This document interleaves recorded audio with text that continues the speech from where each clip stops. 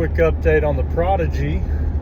Pulled out the factory 12-pound recoil spring, threw in a 15-pound from Nighthawk Customs, clipped it to length, made sure that the slide had adequate travel and didn't have coil bind.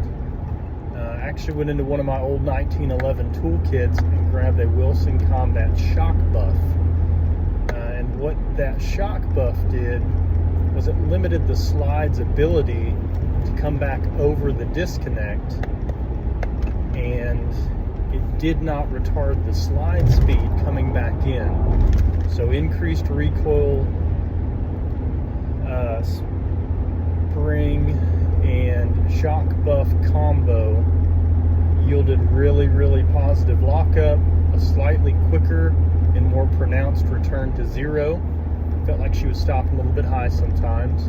Now it's exactly where that initial aiming point is. I also threw in the Wilson Combat Bulletproof Extractor. I added some redneck tensioning to it and compared the bend to the original Prodigy, which I had already added some pressure to. It was difficult to get it in. It took a nylon punch to drive it down the extractor channel, but you could tell with the claw that the cut was deeper. Obviously the body has more metal to it. It hasn't been skeletonized. Just a really positive feel. It did not have the overlap on the back of the slide where the old extractor stuck out just a little bit. I know functionally it doesn't matter, but I think it looks ugly, and looking good's half the battle. So the fact that it fit in there with a little bit of increased tension and looked better from the rear.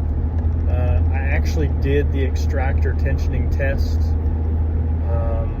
and it was hard to get a case under there. So I was worried it might cause some feeding issues, but to the contrary, it fed absolutely everything.